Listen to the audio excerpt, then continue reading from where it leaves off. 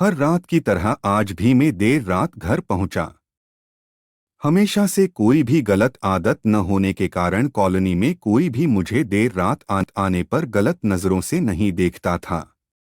मैं हमेशा इस बात को लेकर गर्व करता कि लोग अपने बच्चों को मेरी उपलब्धियों का उदाहरण देकर अच्छा पढ़ने लिखने की सलाह देते हैं। खैर, यही सब सोचते हुए मैंने अपनी चाबी से घर का दरवाज़ा खोला। हालांकि मुझे पता था कि जब तक मैं घर नहीं पहुंचता तब तक दीप्ति को नींद नहीं आती थी, पर मैं अपने 5 साल के बेटे चिंटू को नींद से नहीं जगाना चाहता था।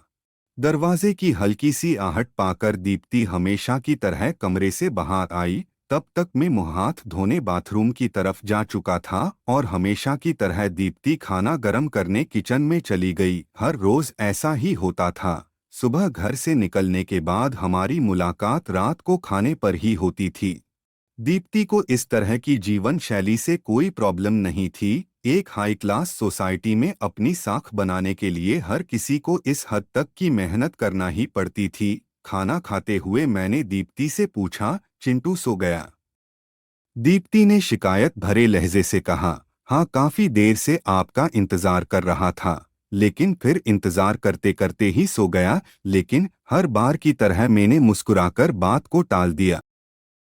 रात को देर से सोने के कारण हर रोज मैं सुबह देर से ही उठता था, लेकिन जब तक मैं उठता तब तक चिंटू स्कूल चला जाता था। चिंटू की हमेशा शिकायत रहती कि मैं उसे कभी बाहर घुमाने नहीं ले जाता, और शायद इसी बात को लेकर वो मुझसे नाराज भी था।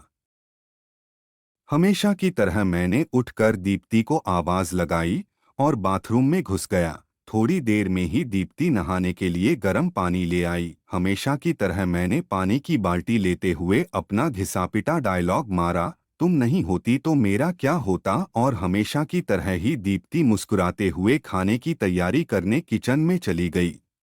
खैर, ऑफिस के लिए तैयार होकर जब मैं डाइनिंग टेबल पर आया तो चिंटू मुंह फुलाए बैठा था। मैंने प्यार से चिंटू के बालों पर हाथ घुमाते हुए बोला, क्या बात है जनाब, आज स्कूल नहीं गए? चिंटू ने गुस्से भरी आवाज से कहा, आज संडे है।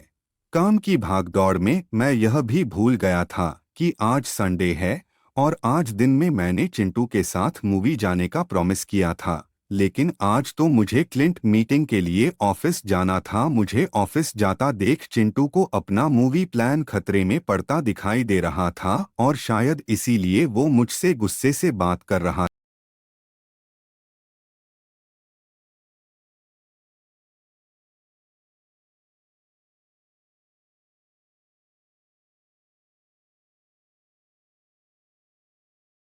अचानक चिंटू ने पूछा, पापा आप 1 घंटे के कितने पैसे कमा लेते हो? चिंटू ने पहले कभी इस रवैये से मुझसे बात नहीं की थी। शायद गुस्से में उसने ऐसा कह दिया। मैंने कहा, लगभग 1000 रुपये। चिंटू ने कहा, क्या आप मुझे 500 रुपये उधार दे सकते हो? मैंने थोड़ा गंभीर होते हुए पूछा, लेकिन तुम्हें पैसे क्यों चाहिए? चिंटू ने बनावटी मुंह बनाते हुआ कहा, मुझे चाहिए।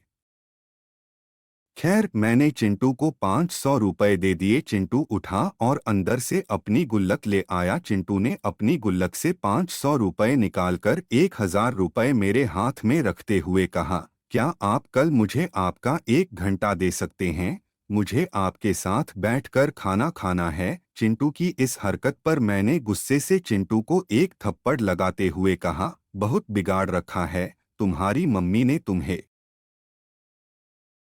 आज ऑफिस जाते हुए मेरे मन में बस यही सोच रहा था कि इस भागदौड़ भरी जिंदगी में क्या सब कुछ खरीदा जा सकता है। हालांकि मैं भी तो चिंटू को यही सिखा रहा था। कहानी का तर्क यही है कि परिवार के लिए पैसा कमाने की चाह में हम परिवार को समय देना ही भूल जाते हैं। जिंदगी में सबके बीच में तालमेल बिठाकर चलना ही समझदारी है।